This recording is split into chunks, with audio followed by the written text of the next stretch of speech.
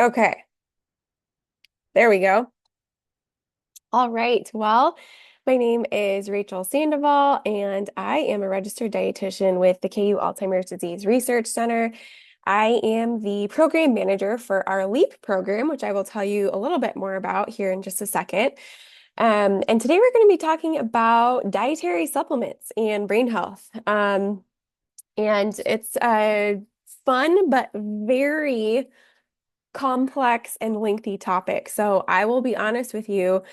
I tried to shorten this. This was originally a 90-minute presentation, and I tried to shorten it down to get it in 60 minutes. And I don't know if I was successful or not. So we'll see what happens. I'm going to do my best to get through everything. If I don't, we do have the original version of this recorded the full 90 minutes. So if we run out of time to finish and you want to see the end, see the rest of it, we can get you access to that recording of the original so you can watch the last few minutes, if we don't get through everything. We also do have a part two to this coming up in a few weeks that we can share the sign up information if you would like to join us for that. So hopefully we'll get through everything, and I do want to leave time for Q&A. So I'll probably stop with about 15 minutes remaining and just leave that for Q&A if we don't get through everything. But I'm just going to give you a little bit of information about the ADRC and the LEAP program first. We'll talk just briefly about Alzheimer's prevention. And then we'll get into dietary supplement safety, how to choose good quality dietary supplements. And then we're going to talk about multivitamins, vitamin D, and omega-3s and the evidence on those particular products, and just kind of what we know and don't know about how those can impact brain health. If you do end up signing up for part two, that one we're going to get into a little bit more exciting products, such as I haven't fully narrowed down my list yet, but things like melatonin and creatine and probiotics and things like that. So if dietary supplements interest you, I would definitely recommend signing up for part two. Just a couple of housekeeping things. Go ahead and submit your questions in the chat, and we'll go through them all at the end. So feel free to pop them in the chat as you think of them. I won't really monitor the chat while I'm talking, but Rosie may check on it now and again. And then we'll go through all those questions at the end. Of course, medical disclaimer, we are going to provide lots of information about healthy eating and supplements. This is for educational purposes only and should not replace the advice of your healthcare provider. I will be discussing specific products and dosing, but that is not always going to be appropriate for everyone. There are many different health conditions that could make, certain supplements a bad choice for you. So please always check with your healthcare provider before you try a new supplement. And I cannot provide medical or personalized nutrition advice. I'm a dietitian, but I am not your dietitian. Okay. So KU-ADRC, the KU Alzheimer's Disease Research Center, is one of 33 NIH-accredited Alzheimer's disease research centers in the country. So there are only 33. We have to work really hard every 5 years to renew our status as one of these NIH ADRCs. So we're very proud of that. We do a lot of research at our center, many different studies running at any given time. We look at medications, lifestyle interventions. We have observational studies where we just, do testing at regular intervals. We have both prevention and treatment studies. So lots and lots of great stuff happening. If you're interested in learning more about our research, please let us know, and we're happy to fill you in and get you connected with the right people. The LEAP program is the program that I run along with Rosie Pasqualini, who's also on this presentation. And that program specifically focuses on healthy lifestyle habits and how those can impact your risk for cognitive impairment and Alzheimer's disease. So we teach all about how making healthy lifestyle changes and, really good strategies for your everyday life can actually improve your brain health and help reduce your risk for brain illness. Other resources that we have are My Alliance program, our support groups. We have many different events on our education calendar. So please let us know if you'd like more information about any of those. Our website is kubrainhealth.org if you want to check that out. Most of our resources are free or very cheap. So we try to make them really accessible to everybody. So just let us know if you want more information, but I am going to keep flying through so we can cover everything here. Our 6 goals for prevention, just generally thinking about brain health, are number 1, to move more. So get general, physical activity and movement all throughout the day. Number 2, get fit. So exercise regularly, particularly aerobic exercise and strength training. Number 3, eat healthy. So we recommend a Mediterranean style diet. Number 4, sleep well. So both getting enough sleep and good quality sleep.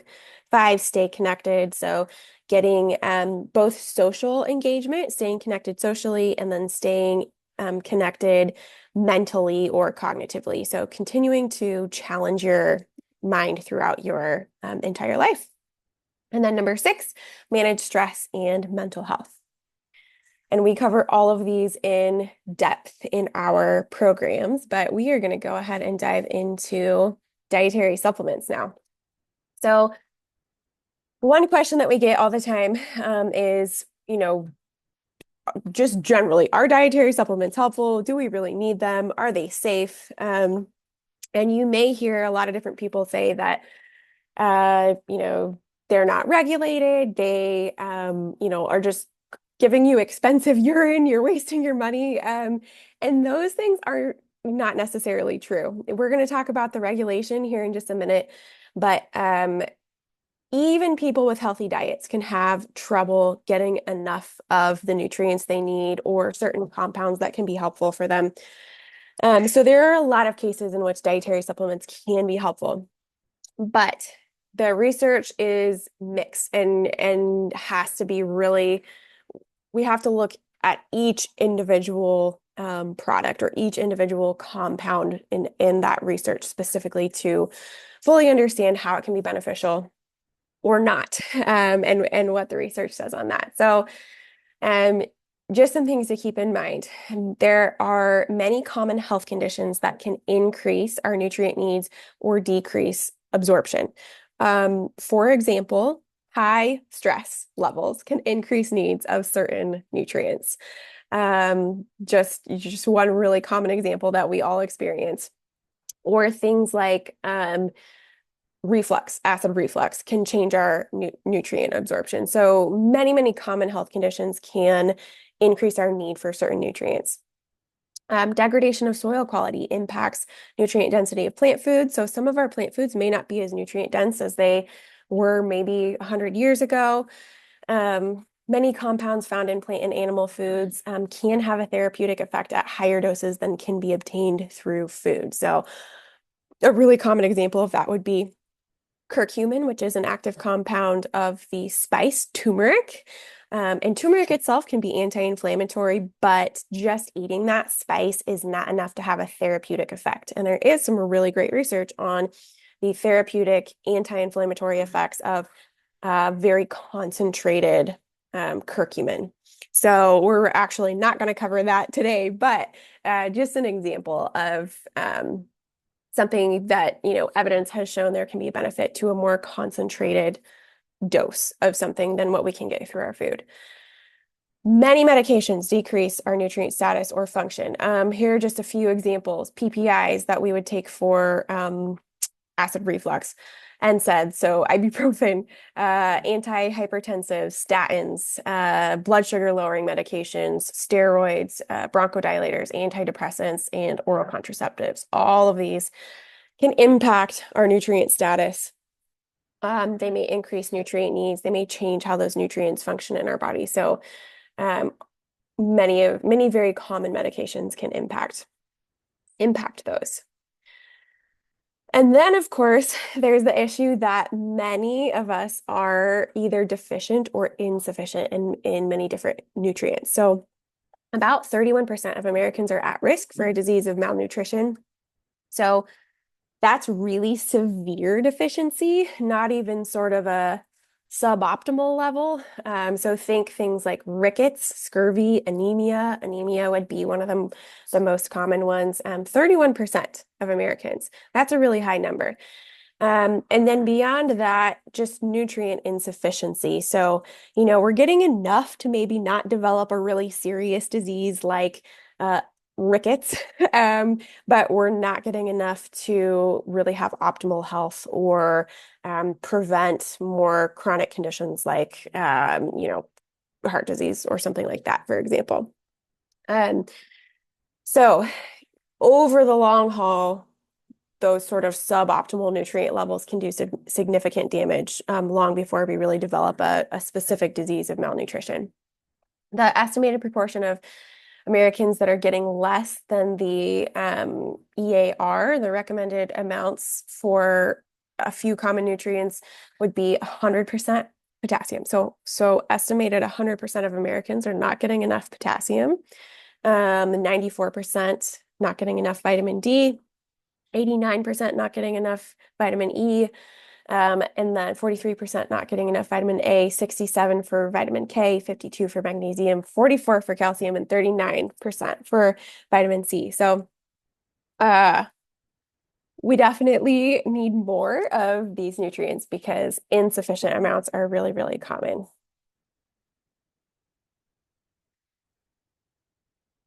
Don't pay too much attention to this slide. The main takeaway that I want you to get from this is that the way that nutrients impact our systemic health and come into our bodies and function in many, many different ways can have a lot of downstream impacts on our brain health. So even if they don't necessarily have a direct relationship with our Alzheimer's risk, for example, they can have a variety of downstream effects on our brain health and our Alzheimer's risk through so many different mechanisms. Our metabolic health, our blood sugar regulation, our the plasticity of our brain cells, so many different ways that these nutrients can impact our brain health. So all of that being said, we always want to focus on food first. Used correctly, supplements can be great. They can be very helpful, powerful tools in our wellness plans, but you cannot out-supplement an unhealthy diet. So, for example, when we're talking about 100% of Americans being low in potassium, getting insufficient potassium, we do not necessarily want to go home and start taking potassium pills. We want to boost our intake of foods that contain potassium. There are a variety of reasons for this, but we don't have time to get into all of them today, but the bottom line is that we really need to focus on food first. So really, work to dial in our diets as much as possible, have a well-balanced Mediterranean style diet with lots and lots of nutrient-dense plant foods. Focus on that first. That helps us to make sure we're getting enough of our vitamins and minerals, but also our phytonutrients and the many different compounds that have neuroprotective effects, anti-inflammatory effects, antioxidants, support our immune system, all of that good stuff. So food first, and we recommend a Mediterranean style diet, as I mentioned. Basically, we're really focusing on nutrient-dense whole foods. We want to eat less processed foods. So lots of veggies, fruits, fatty fish, olive oil, whole grains, legumes, nuts and seeds, lean protein, low-fat dairy, herbs and spices. And then we want to eat less processed foods, sugary foods, fried food, processed meats, red meat. So we're not going to go into much detail on this today since we're focusing on supplements, but just things to keep in mind. Always want to focus on food first. We do have a Mediterranean diet class coming up in August, on August 28th, so in a few weeks. And then we go into all of that in a lot of detail in that class. And it's 4 weeks long, and we cover all of that and much more. It's a really in-depth class, and the recordings are available if you can't attend live. We record it so you can watch it later. We've got Q&A. meal guides, recipes, resources, cheat sheets, lots of great stuff. So if you're interested in the diet aspect of things, we'd love to see you at our Mediterranean diet class. Okay. Let's talk about supplement safety. So number one, supplements should always be individualized. And if we can, we want to test and not guess. We're going to talk more about vitamin D in a little bit, but that's sort of a classic example of a nutrient that, so many people have been told, oh, everybody's low in vitamin D. You should be taking vitamin D. And lots of people take it without testing because they think they probably need to take vitamin D. But it's actually really harmful to have too much vitamin D. And so we always want to make sure that we, whenever we can, are testing before we supplement a nutrient. There are, of course, many nutrients and many compounds that we don't have good tests for, so we can't always do that. But whenever we can, we want to test and not guess. And we always want to individualize our supplements. So we want to use the minimum number of pills or supplements needed to meet our health goals or achieve results. More is not better. For many different compounds, there's a sort of J curve where if we don't get enough, we have negative health effects. If we get just the right amount, we have great health benefits. And if we get too much, we actually start to cause harm. And so we want to just make sure that we are not overdoing it with anything that we might supplement and individualize to our health needs. You may have heard that dietary supplements are unregulated and it's the Wild West out there, and that is not true. But there is a little bit to that. So the FDA provides regulations regarding supplement safety, quality, purity, health claims. But it is the responsibility of the manufacturer to make sure those standards are met. So the FDA is not going out and doing inspections. They're not, requiring manufacturers to prove that their product is okay before it goes to market. It's not until after the product goes to market that they will check up on things. So if after a product has gone to market, a complaint is filed and there are concerns, then the FDA will come back and deal with it. So there's certainly a gap there in which there can be unsafe products if they make it to market without getting caught first, basically. Which is why we want to only choose products that go through the effort of getting third-party testing before they go to market. So the main certification that we want to look for first and foremost is the CGMP certification, and that stands for current good manufacturing processes. This makes sure that the contents match the label. So what's in the bottle is what it says on the bottle. What you see is what you get. The manufacturing processes meet the FDA regulations. So, for example, there's no mouse poop in your vitamin D, things like that. They should be meeting those sort of just basic manufacturing guidelines. They also can't contain unsafe levels of contaminants like pesticides or heavy metals. So they have some standards that they have to meet there. So there are many different organizations that are third parties that supplement manufacturers basically pay to have them come in and do inspections and testing and make sure that their products meet these standards. Examples of those would be Consumer Lab, NSF International, US Pharmacopoeia, or USP, Underwriters Laboratory, Natural Products Association. There are many different ones. USP is one that you may have heard of before. Some of these, excuse me, hold on. My Zoom is having difficulties. Some of these do more testing than others, and some of them have lists of their certified products on their websites.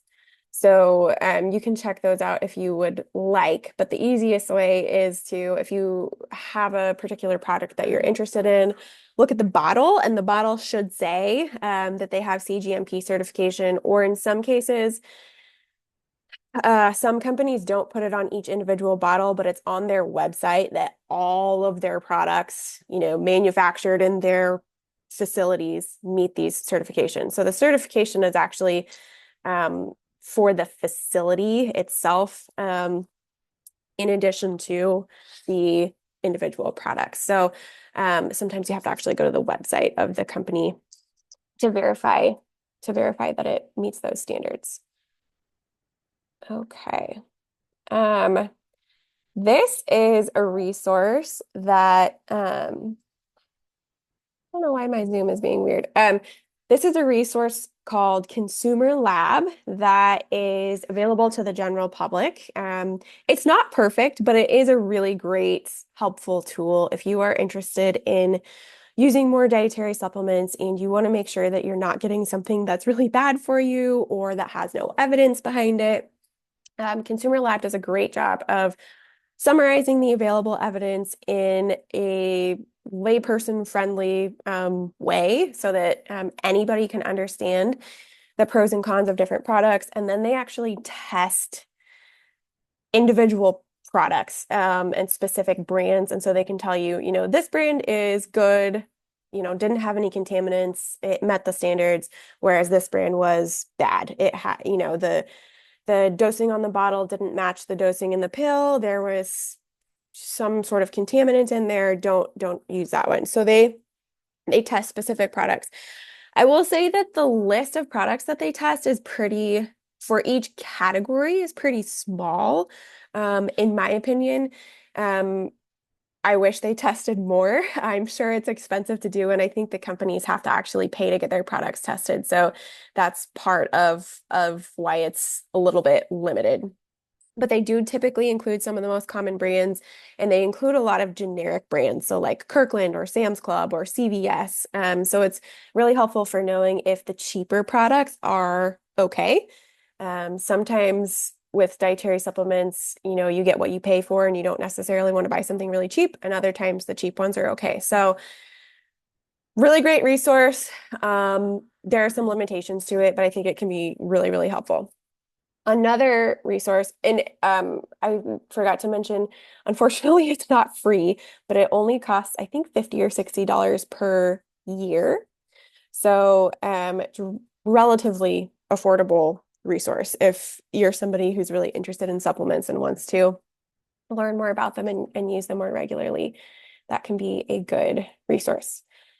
Another resource is called, oh, I didn't put the slide with the name on here, but it is called the Natural Supplements or Natural Products Database, and I can share a link if anybody's interested in this one. It is more designed for healthcare professionals and goes into a little bit more depth on things like drug interactions, supplement interactions, safety, what's the highest dose of this product that's been tested for, and how long has it been tested for, and in what population, and what were the side effects. So it's a little bit more detailed on some of those more nitty-gritty things. It's more designed for healthcare professionals.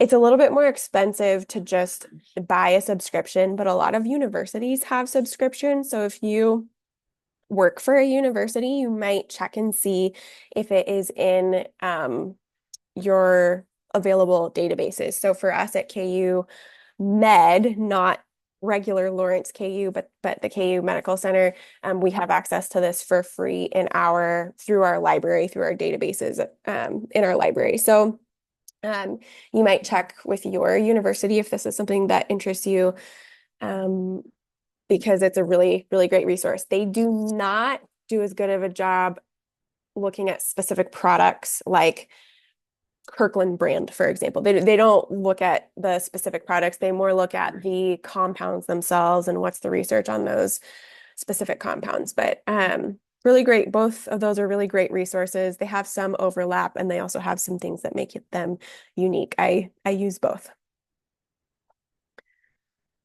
Just a few tips to keep in mind when purchasing supplements. Amazon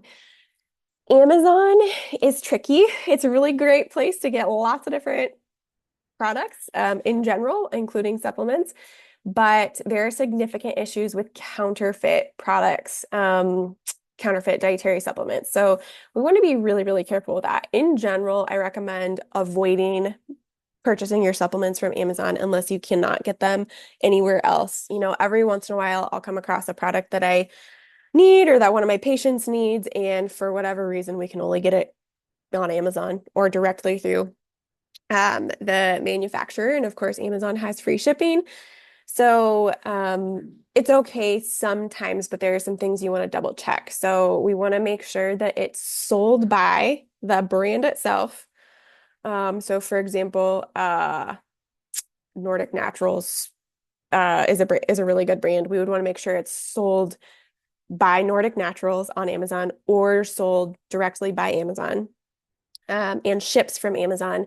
We want to avoid third-party sellers unless they are an authorized retailer of the brand. So there are a lot of third-party sellers on Amazon, including for dietary supplements, and that's kind of where we get into sketchy territory where they may or may not be okay. They may or may not be counterfeit, and we just want to be cautious with those since they're things that we are putting into our bodies on a daily basis. We also want to be careful with storage and transportation. So, for example, I would be much more hesitant to buy a product on Amazon in the summer when it's going to be really hot and who knows how long it's going to be sitting in the back of a um, Amazon van getting warm. So the climate control is really important with dietary supplements.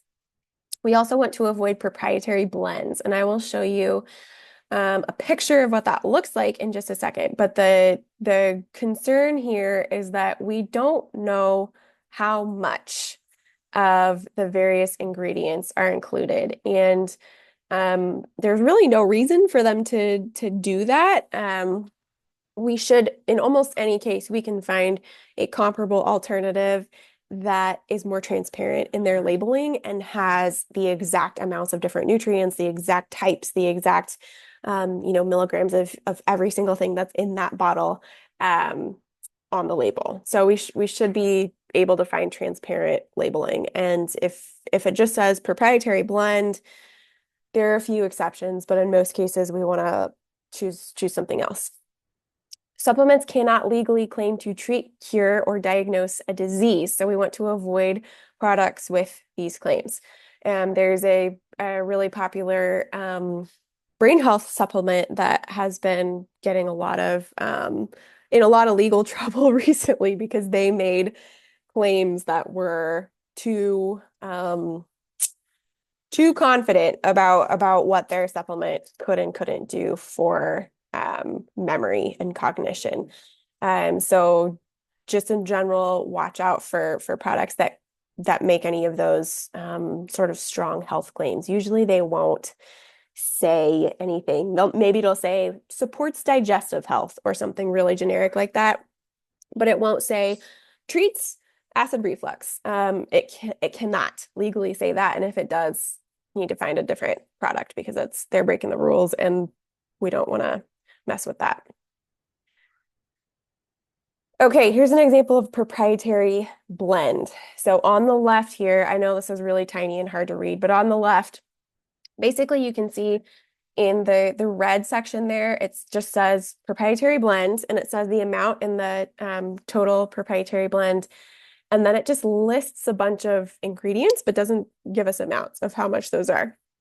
And then on the right in the yellow, you can see each of those individual items listed out with the milligrams of how much is in the product. So that's what we want. We want them to itemize every single nutrient that they include or herb that they include and break it down.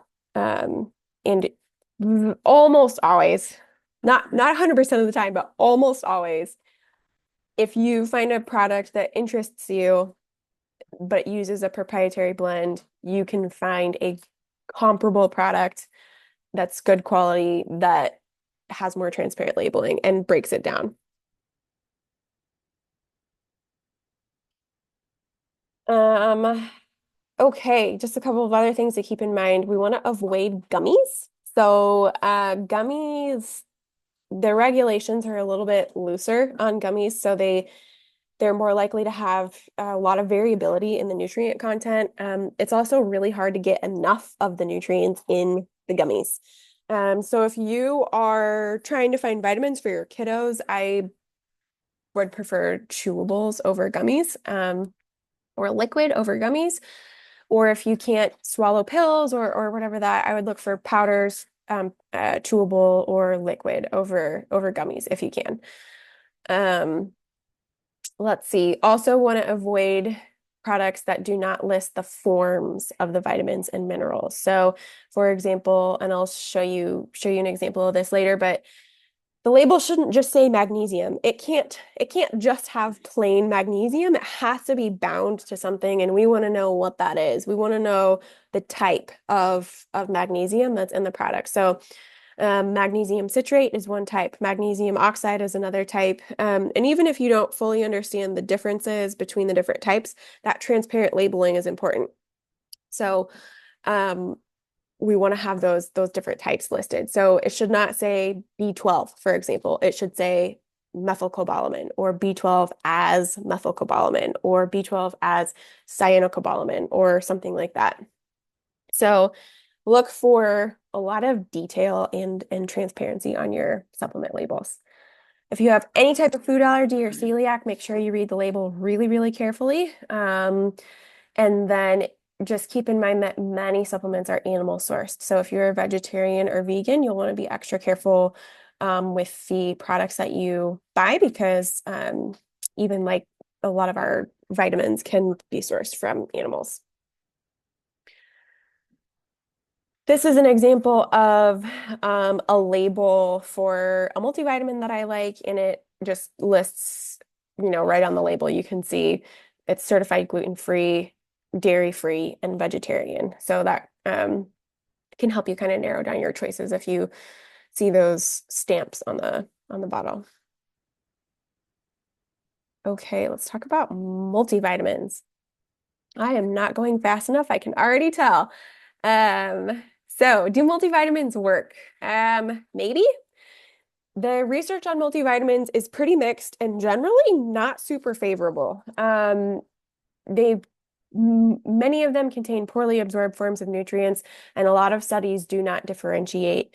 So they just ask somebody if they're taking a multivitamin, but they don't necessarily make sure that it's a good multivitamin. So that's a limitation of the research. Pretty much across the board, most research on multivitamins is limited like that. So I would love to see more research that really, really looks at the quality and the bioavailability of all of the different nutrients they provide. Um, the amounts can vary widely. Some multivitamins have pretty high doses of things, others have pretty minuscule doses of nutrients. So that could be one reason why the research is so variable in the results on multivitamins. But in general, in the, many, many thousands of participants that have been studied over the years in taking multivitamins, the evidence is mostly unfavorable for the prevention of major health outcomes like cardiovascular disease, cancer, and all-cause mortality. So generally, taking a multivitamin does not help reduce our risk of those things based on the evidence that we have. There's probably benefits to at-risk populations, though. So pregnancy would be a good example. We have increased nutrient needs in pregnancy that can be hard to meet through food alone. So taking a prenatal during pregnancy is probably a good idea. And you know, better evidence supporting the benefits of doing that. There are other situations where we can have decreased nutrient absorption where we would want to boost our intake as well. For brain health, specifically, there is very little data on memory, cognition, and dementia, but one recent study using Centrum Silver showed significant improvements in memory, in global and episodic memory, for those who were taking a multivitamin for about 2 to 3 years. So taking a multivitamin for 2 to 3 years translated to a 2-year reduction in cognitive aging. I am not 100% sure how they measured cognitive aging in this particular study, but they did see some benefits there. It did not reduce the rates of mild cognitive impairment or Alzheimer's, but it did show some benefits to memory and cognition. So some basically, it may have provided some modest benefits, but didn't necessarily prevent development of disease. So all of that being said, multivitamins may or may not be helpful. They can be helpful in certain circumstances, and there's, some potential modest benefits from one relatively small study for memory. Um, just some things to keep in mind if you do choose to take a multivitamin, we want to avoid products that contain iron. One, because we always want to test before we take iron. We do not ever want to blindly take iron. Iron is one of those where you can really cause a lot of problems if you supplement unnecessarily. If you elevate your iron levels beyond what they should be, you can really mess things up. So we always want to test before supplementing iron and while supplementing iron to monitor our levels. But beyond that, they should be taken separately from a multivitamin. Calcium inhibits iron absorption, and you're just not going to absorb your minerals very well if you take iron in your multivitamin. So we always want to take them separately. If you do need to take an iron supplement, you want to take that separately from your multivitamin. Again, avoid products that don't list the forms of the nutrients, avoid products that contain food colorings and unnecessary fillers. There is absolutely no reason that your multivitamin needs to be pink. That is a completely unnecessary chemical that you're consuming. So we want to choose products that do not contain food colorings and unnecessary fillers. And then ideally we choose something based on nutrient test results. So for example, there are varying levels of B vitamins or vitamin D, things like that, in a lot of different multivitamins. Some multivitamins have really high levels of vitamin D. Maybe you already tested your vitamin D and it was actually pretty high. Then you would not want to choose a multivitamin with a high level of vitamin D. You would want to choose something with no vitamin D or low levels of vitamin D, and vice versa. So try to customize your multivitamin choices based on your needs. Here's an example of vitamin or of two different multivitamins. So the one on the left is an example of a good quality multivitamin that really breaks down the details of the forms of different nutrients, the amounts that they have. And then on the right, we have one that does not show the forms. It does show the amounts, but it does not show the forms. And you can find the forms in some cases by reading through the ingredient list, but it's a little bit harder to decipher those.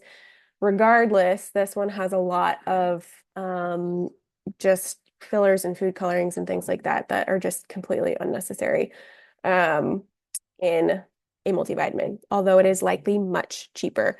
So that's definitely worth considering. Some brand picks for multivitamins, if you choose to take one. My favorite, just basic, once a day, sort of general multivitamin that works well for most people is Pure Encapsulations 1. That's just a basic one a day.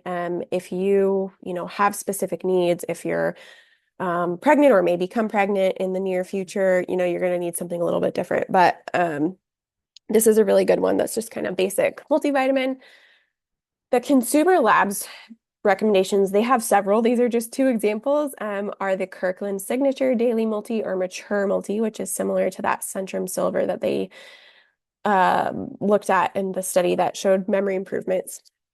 And then their Thorn Basic 2-a-day nutrients is another one. So the Kirkland is definitely going to be much cheaper than either the Pure Encapsulations or the Thorn products. Okay, I have a little intermission planned here, but I'm actually going to skip it because we need to power through. I'm going to speed up a little bit. Like I said, we have the full 90-minute version of this recorded. So if we run out of time to cover everything, I will we can get that out to you. Just email us and we can get that to you. But I'm gonna go for about 5 or so more minutes and then we'll stop for Q&A. Um, Vitamin D is very important, and many people are low in vitamin D, especially if we live in the northern latitudes of the United States. It's very hard to get vitamin D from food. It's primarily made in our skin. Um, we really want to be thinking about blood levels when we think vitamin D. So absorption and metabolism of vitamin D can vary quite a lot from person to person. There are genetic factors that make a difference. Um, Many complex health factors can impact our absorption and utilization of vitamin D. So it's really important to test before we take vitamin D supplements and to periodically keep checking it while we are taking vitamin D supplements to make sure that we're not going too high. The recommendations for blood levels vary quite a bit depending on the organization. It used to be a lot of people, especially in the more holistic, uh, alternative medicine areas, natural medicine areas, would recommend really high blood levels of vitamin D, like trying to get it at least to 50 or 70 or 80. And there are some fields where that's still recommended. Possibly some evidence for autoimmune disease that higher levels might be beneficial. But for general health, for bone health, for brain health, as best we can tell, just avoiding deficiency is the most important thing. We don't necessarily need to get our vitamin D levels, really, really high in order to have optimal vitamin D status. Just avoiding deficiency may be enough for most people. So deficiency is typically qualified as less than 20 nanograms per milliliter. The Endocrine Society says insufficiency is 20 to 29. Some organizations say less than 30 is deficient. So it varies a little bit. But that's kind of generally what we're looking at. There is mixed research on vitamin D deficiency and brain health, potentially an increased risk with the prescription version of vitamin D, calcitriol, which is different from what we can get as a supplement. But there has been some recent research, a recent meta-analysis showing that deficiency increases risk for dementia, or in this particular study, it increased risk for dementia by 1.42 and Alzheimer's by 1.57 times. Deficiency is associated with a 34% risk of cognitive impairment. And they found also that Alzheimer's risk was reduced when blood levels were over 16. So even less than what we would think of as deficient. But the optimal level that they found based on this collection of studies was about 30 to 40 nanograms per milliliter, which is pretty consistent with what a lot of other organizations recommend for other health conditions. So aiming for around that 30 to 40 level is probably a good idea for many people, but of course, check with your doctor. ApoE4 status may significantly impact the effect of vitamin D deficiency. So essentially, it may be a bigger deal to be vitamin D deficient if you have the ApoE4 gene, 1 or 2 copies, and that's a gene that increases our risk of Alzheimer's. So it seems to interact with our vitamin D status to some extent.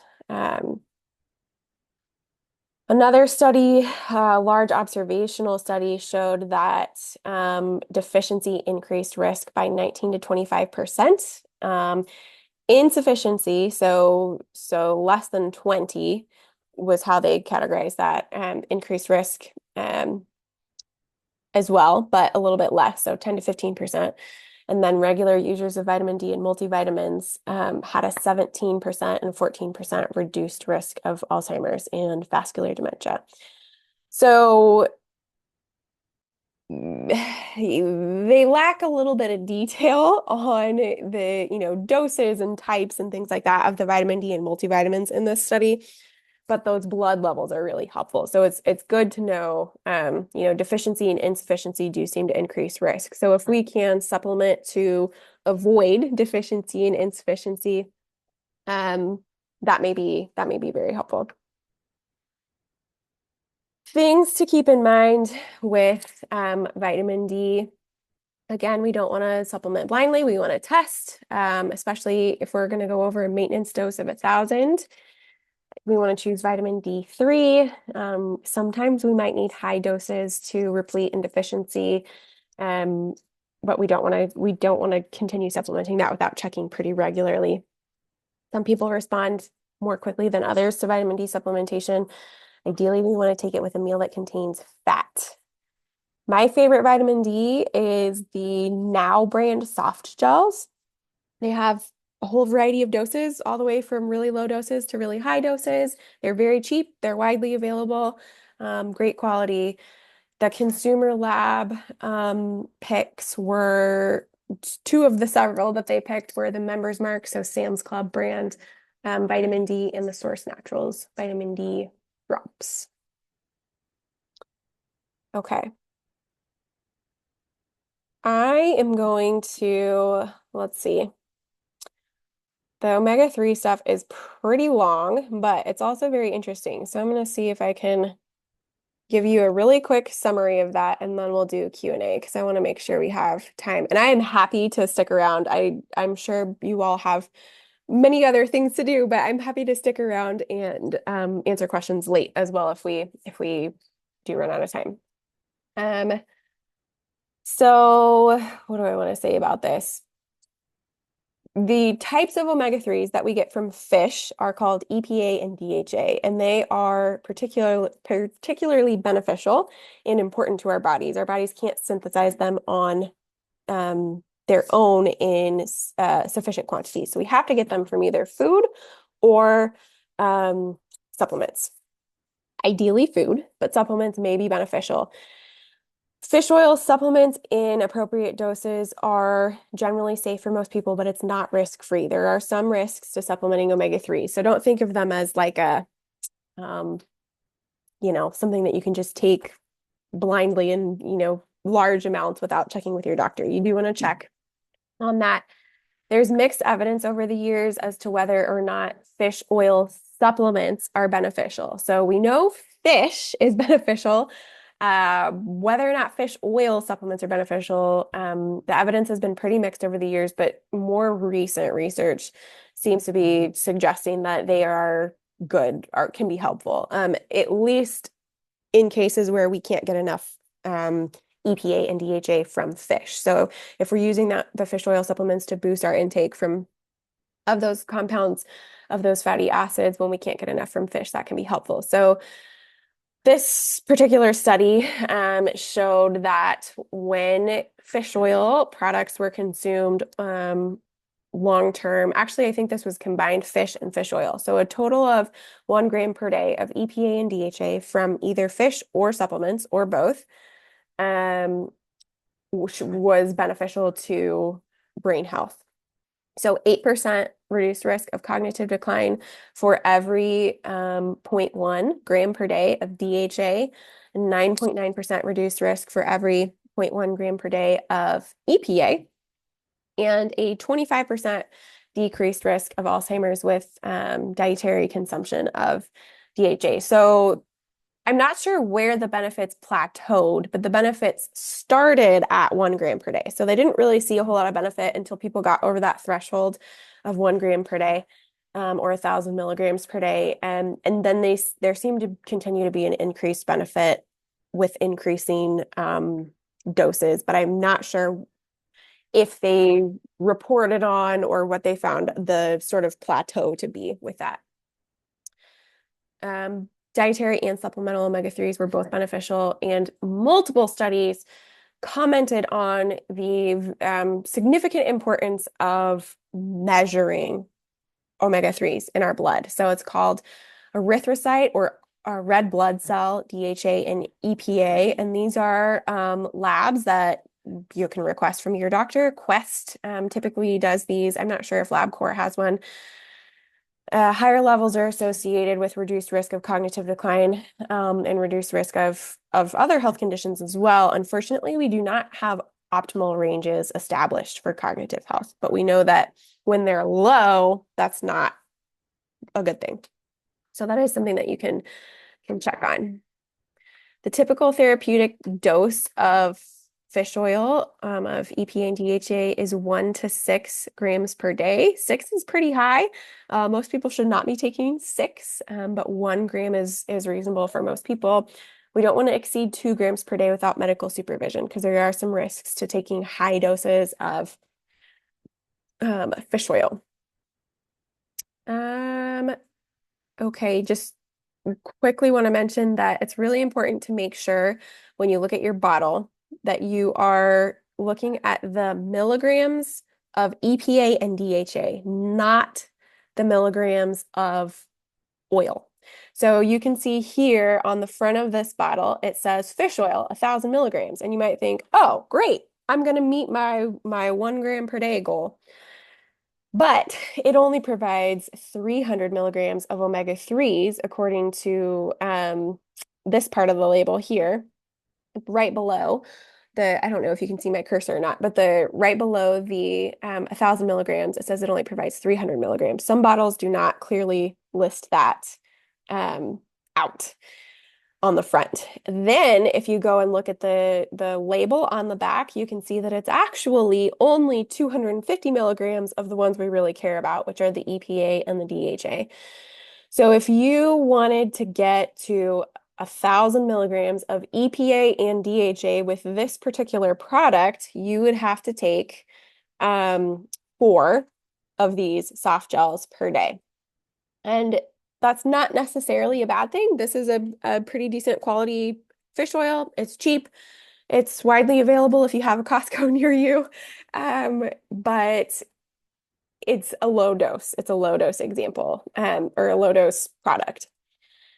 We can also find high dose products. So this is one of my favorite brands. They have a lot of different strengths in their products, but this is an example of a higher dose. So the serving size is 2 soft gels. And we can add up the EPA and DHA on the back. So on the front, it says it has 1,280 milligrams of omega-3s per 2 soft gels. But on the back, if we look at the EPA and DHA, well, I guess that's correct. So it's 550 per capsule of EPA and DHA. So we would take 2 capsules to get our 1,000, and it would be a little bit over our 1,000 with this one. They have a whole bunch of different sort of flavors and varieties and different options for their fish oils, but that's an example of a high dose. Okay, let's see. So just highlight my favorite brand of fish oil is Nordic Naturals. The consumer labs liked the Kirkland brand as well as a handful of other brands. We do have a little handout that lists these out. So you have these. Okay, I'm sorry that I did not go faster, but we can do Q&A now. Just in summary, minimal data on brain health for multivitamins, mixed data for other conditions may be beneficial for at-risk populations. Vitamin D, we want to make sure we're not deficient, but we don't necessarily need to supplement beyond that.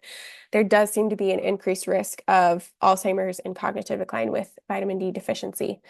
And then fish oil, in the absence of adequate fish intake, fish oil supplements can be helpful to reduce risk of cognitive decline and Alzheimer's. And probably aiming for at least 1 gram per day. And then, of course, we want to be careful with safety and quality and make sure that we're getting good supplements and always focus on food first. Okay. And then we've got our part 2 webinar. If you register for part 2, you will get a recording to the full 90-minute version of part 1. So check that out if you would like to see the information that I had to skip over today. And then we'll be touching on various herbs and different compounds in part two. And then we also have our Mediterranean diet class coming up. And I'm going to stop sharing my screen and check out the questions.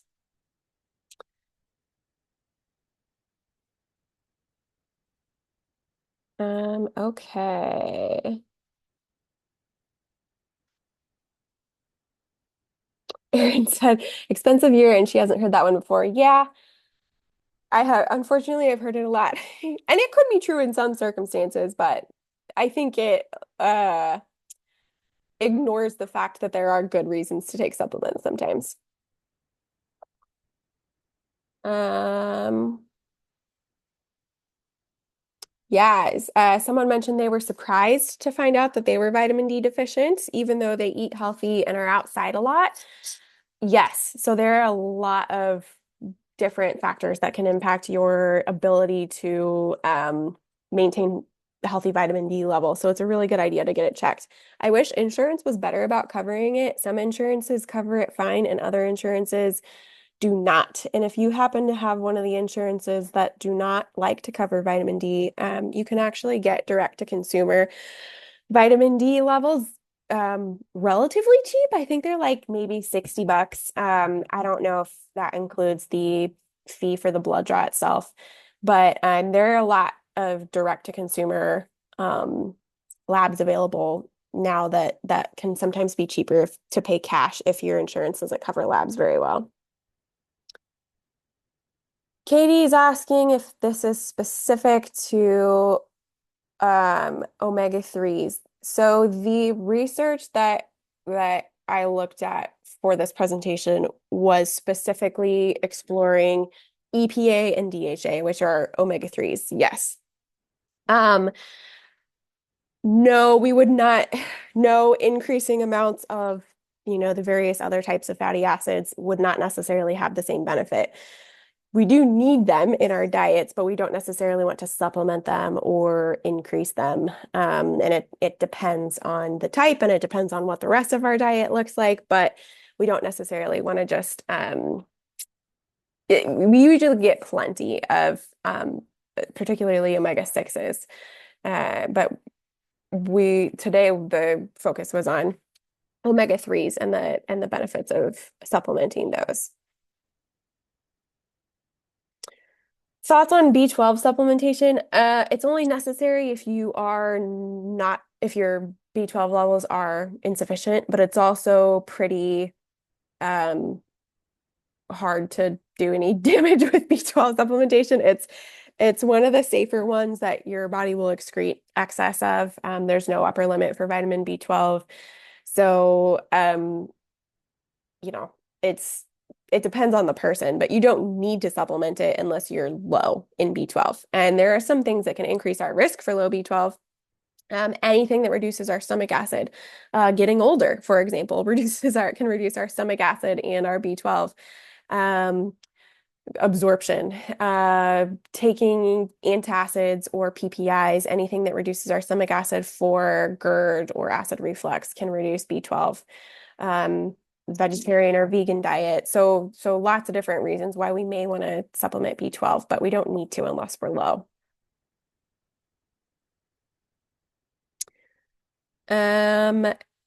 Rosie shared a few links. So there's the link to the feedback survey for this presentation, which we do appreciate if you have a minute to fill that out.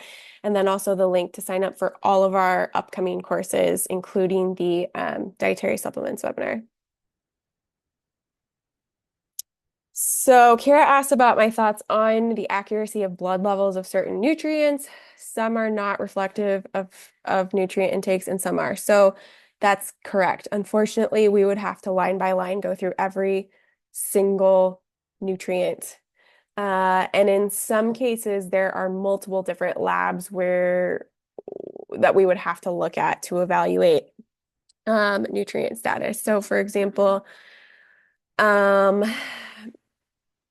Whoa, so for example, B12, we can measure B12, but it can fluctuate quite a bit from day to day. So we want to be fasted with B12, but it can be helpful also to get a methylmalonic acid, which is a better measure of whether or not the B12 is actually being utilized by our cells appropriately. Uh, what are other examples? There are different ways to measure vitamin D. We can measure both active and storage forms of vitamin D, and it can be helpful to pair those two together. The storage form is more commonly used. Um, Iron, there's, probably 5 or 6 different labs that we would want to look at all together to assess our iron status. And there are other nutrients that can affect that, like copper and vitamin A, that we may want to measure together. So, long story short, it's not something where you could just go to your doctor and say, "Hey, I heard that this vitamin is important for this, and I would, can you order it for me?" That may or may not work depending on what the nutrient is. So some of the more common ones that your doctor would be able to order that are easier to interpret and more likely to be accurate would be vitamin D, B12, a full iron panel with ferritin, things like that. There are others. Those are some of the ones that come to the front of my mind. But no, unfortunately, we cannot just test any nutrient we want and get an accurate result. It is pretty variable, how accurate they are and whether or not we have good labs for those. How often should we be seeing an RD to assess these levels and our needs? I think that depends on sort of what's going on with your health. So if you feel great and you're, healthy and you don't really have any concerns, um, then I think it's really nice to ask your doctor, or so depending on the type of dietitian that you see, they're not necessarily going to be able to order the labs for you. So the doctor may have to order the labs for you. A lot of private practice dietitians can order labs if you pay cash. But they can't go through insurance. So just something to keep in mind. But if you want to assess your levels of different things, once a year can be good to do that if you have health problems that you're specifically trying to address. So let's say you have an autoimmune condition and vitamin D is important for that and you really want to dig into that, then you may want to you check your vitamin D and it's kind of low, then you would probably want to check it every 3 to 6 months.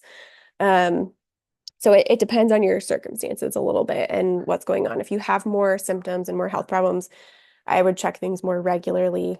If you're trying to, really just optimize your health and you're already generally pretty healthy, you eat a healthy diet, then maybe, once a year would be fine. And then of course, the dietitian's going to be the best in terms of telling you if your diet is adequate, recommending supplements if needed. They're going to be much better at interpreting nutrition specific labs. So even though the doctor might need to order them, the dietitian can interpret them and tell you, more specifically what are the optimal levels of these things. Are you deficient or insufficient, and what's the best way to improve your levels of those things? So I don't know if that answers your question at all, but yeah, let me know if that helps. And let me know if there are any other questions. I know we're over time, but I'm happy to stick around if anybody has more questions.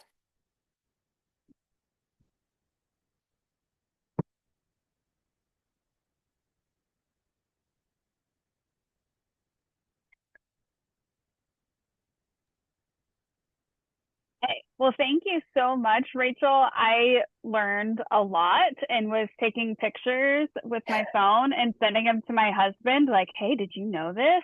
So Oh, it was good. really, really informative and I really enjoyed it. I'm looking forward to the other classes that the KU ADRC offers as well. So thank you guys for sharing that. If you guys have any questions, please don't hesitate to reach out to Rachel or Rosie. they are true partners of extension and support our work, and we support theirs. So please don't hesitate to reach out. They're great resources. So yes, again, next month, the North Central Region Aging Network will be back with more webinars. So keep up with that. And yeah, thank you guys for attending today. Thanks.